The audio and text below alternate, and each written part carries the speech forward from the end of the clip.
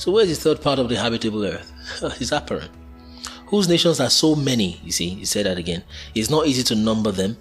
Okay, and they are bounded by the Atlantic Sea and the Pillar of Hercules. Where is the Atlantic Sea? That's the Atlantic Ocean. Where is the Pillar of Hercules? Go and search this on Google. It's there. So which continent, which third part of the habitable earth is bound by the Atlantic Sea, rather here, and the Pillar of Hercules there? This is Hercules Pillar, it's probably something else. So which continent is bound by those two? You see. And they feed the Ethiopians. That's the third part of the habitable earth. He says as far as the Red Sea. You see. That's the Ethiopians. There are innumerable multitude. There are a lot of people in Ethiopians is what it's saying. There's plenty of people there. Alright. And they have annual fruits of the earth. And they maintain the multitude of the Romans for 8 months. In other words, they send food to Romans. So Africa has been feeding Europe for a long time. You see. And the 8 months in the year, their food depends on what comes from Ethiopia. You see, and they pay all sorts of tributes. Let's jump. So this country, Egypt, is extended as far as the Ethiopians. Now, listen to this description of Egypt. It's extended as far as the Ethiopians. In other words, it covers this present-day Sudan, or Ethiopia and Egypt divide Sudan in two, something like that. That's in the south.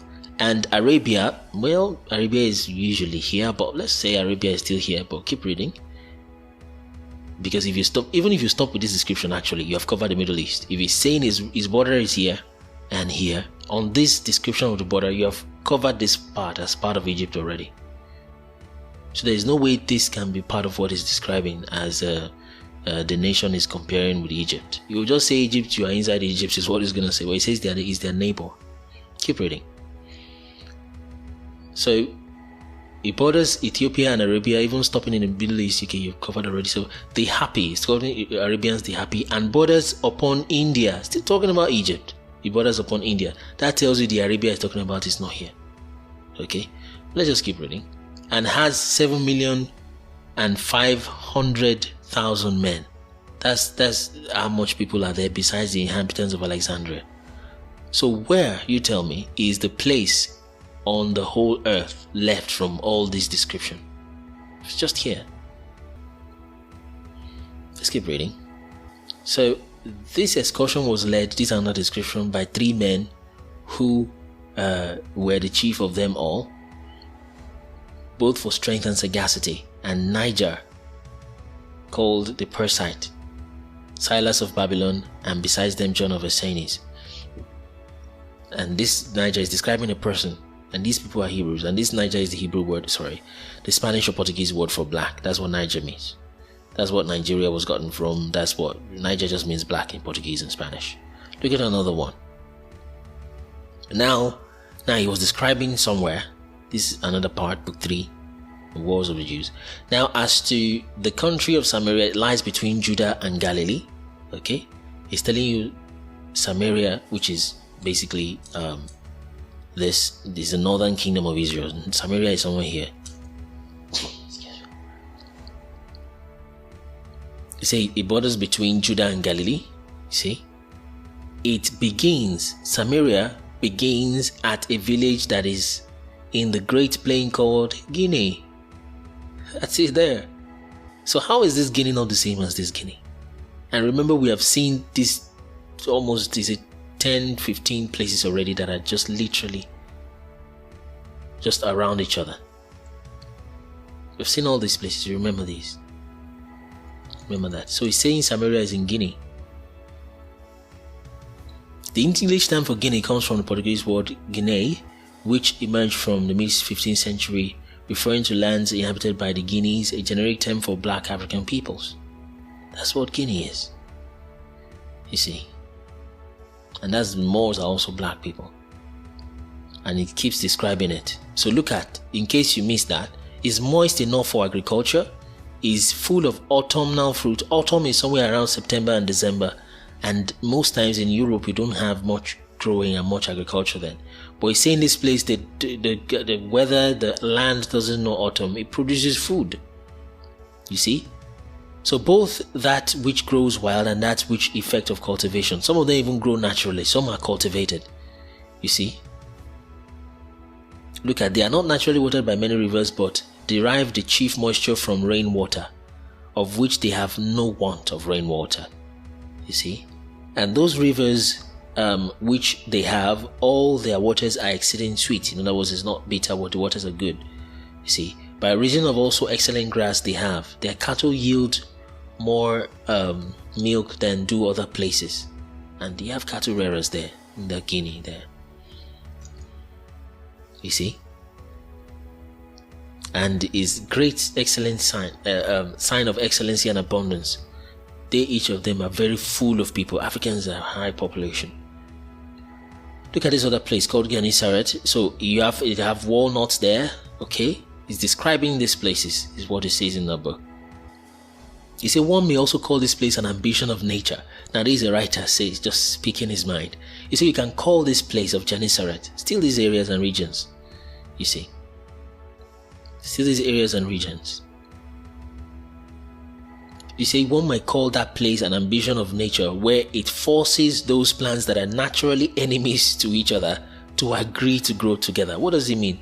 Plants that they are not connected in any way. You have fruits all over the place in Africa, all over the place, all over the place, all over the place. It's just, and it's saying it's as though nature itself is just ambitious to bring that variety forcefully, as you will not even see in other places. You see, it talks about autumnal fruits again, beyond men's expectation. You see, they became ripe altogether through the whole year. Year round, they keep producing food and fruits. For besides the good temperature of the air, and we know that the land of Shem is neither hot nor cold. The land of Japheth is cold. You see that. This land of Japheth is cold. The land of Shem, which is here, which is the land that Canaan took, and it's called Canaan land because of that, but it's the land of Shem, is neither hot or cold. And the land of Ham is hot, is what that scripture says. That's in Jubilees, I believe. So, look at, it's watered from the most fertile fountains. The people of the country call it Capernaum, and you have Cape Town here. You see, you have Capernaum here. It's describing the whole region. Capernaum is in, you have a place called Cape Town here. You see, just search these maps and search Ctrl F type Cape, you find what you're looking for there, either on the description or somewhere. You see, yes, and some have. Oh yeah, look at it. Some have though thought it to be a vein of the Nile. What does it mean, vein? Vein means the source of something. And where is the source of the Nile? The source of the Nile is here, because the river flows from south to north, because this place is of a higher elevation. So where is the source of the Nile? It's in Southern Africa. You see, and this is what I just came to conclusion concerning locations. Let's just, because we've said so much about it, but this just struck me. In our world today, listen to this, in our world today we have a well-documented history that does not have a people or a land to show for that history. The tribes described in this history are said to be lost. Okay, that's talking about Middle East and scriptural Israel. On the other hand, we have also a conspicuous people. They can be hidden on a spacious land, but they are without a history to show for it. You see, their oppressors, the oppressors of these people claim that the history of the people are lost. Sounding familiar. And that's talking about the sub-Saharan Africans. Now, again, this well-documented history is said to be merely religious, and perhaps it's fiction. And if it is real at all, it is describing a very extinct people, but their story should just, but then their story rather will just not go away for thousands of years. That story is just not going off. And also these people that we've described, okay, and their land are said to be cut off from all civilizations. They're just hunters and gatherers, even though they are on the same landmass as the undenied Egyptian civilization. But you know what we came into conclusion when we merged these two? As we study in details of this culture and stories of both parties above, we found out that the history, this history that is without a people and a land to show for it, fits into the characteristics of the people and the land that is without a history, just like hands fit in gloves.